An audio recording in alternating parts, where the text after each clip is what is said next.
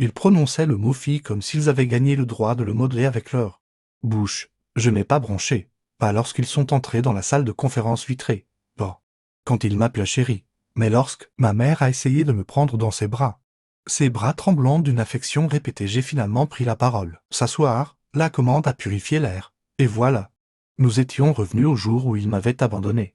J'entends encore le claquement de la portière de la voiture la nuit où ils m'ont laissé là-bas. Mon père n'a même pas mis la voiture au point mort. Le moteur vrombissait comme s'il était impatient qu'il se débarrasse de moi. Ma mère se pencha par-dessus le siège, les yeux froids, la voix encore plus froide. Tu es un raté. Et nous ne pouvons plus nous permettre de te traîner avec nous. Restez ici. Ne nous contactez plus jamais.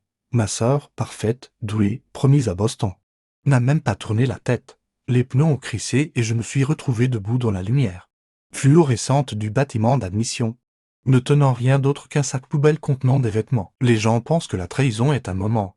Non, c'est un écho qui reste gravé dans vos os. Pendant des mois, le personnel m'a dit qu'il faisait de son mieux. Mais j'ai vite compris, personne ne venait. Pas d'anniversaire, pas d'appel, pas de culpabilité. J'ai cessé de pleurer la 5e nuit. J'ai cessé d'espérer le 10, au bout de 3 mois. J'ai pris une décision. S'ils m'avaient rejeté, j'aurais construit quelque chose de si colossal qu'ils s'étoufferaient de leurs propres regrets. Pendant que ma sœur étudiait les neurosciences au MIT, j'étudiais les gens, leurs schémas, leurs motivations, leurs faiblesses enveloppées d'arrogance. Je me suis porté volontaire pour toutes les tâches subalternes de l'établissement, documents d'admission, classement administratif. Tout ce qui me permettait d'observer. On apprend beaucoup de choses sur le monde quand on est invisible. On apprend encore plus en faisant semblant. Le directeur de l'établissement l'a remarqué. Il a vu à quelle vitesse j'assimilais les systèmes, comment je simplifiais les processus, comment j'anticipais ses besoins avant même qu'il ne les exprime.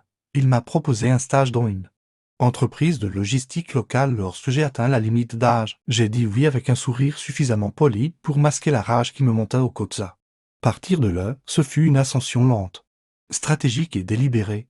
Je n'ai pas couru après l'argent. J'ai recherché l'effet de levier. Et lorsque le président de Northline Holdings m'a pris à part lors d'un dîner d'actionnaires, en me disant « Vous me rappelez une version plus jeune de moi-même », je savais exactement ce que cela signifiait. Il ne recherchait pas le talent. Il cherchait un héritier.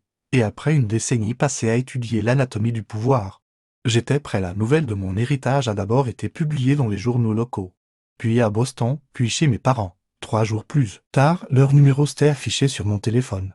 Des chiffres que j'avais mémorisés enfant et que j'avais essayé d'oublier à l'âge adulte. Je les laissé résonner encore et encore. Ils se sont présentés en personne le 7e jour. De larges sourires et des voix tremblantes. Comme si 10 ans de silence pouvaient être réparés par une étreinte et un mensonge. Tu nous as manqué, chérie. Nous sommes tellement fiers de la personne que tu es devenue. Je les ai conduits à la salle de conférence et j'ai fermé la porte derrière nous. La découverte d'une trahison est censée être un poignard, mais le leur s'était émoussé depuis longtemps. C'était désormais la preuve même que j'avais gagné. Tu m'as abandonné, dis-je d'une voix calme. Ma mère eut un quai de surprise, jouant le rôle qu'elle avait répété.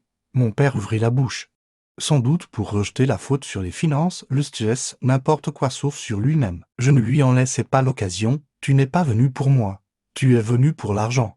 Un silence glacial, accusateur, brutal.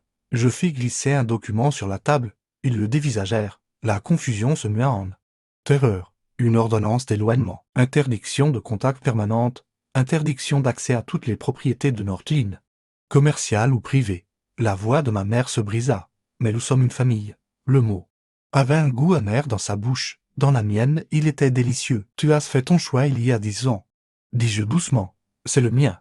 Mon père frappa la table du poing. Nous le méritons. Tu mérites exactement ce que tu m'as fait. Je ne dis rien. Je me levai. La sécurité entra presque instantanément. Mon tour. Tandis qu'il escortait mes parents, ma mère se retourna vers moi. Le désespoir perçant enfin son masque. S'il te plaît. Nous avons besoin de toi.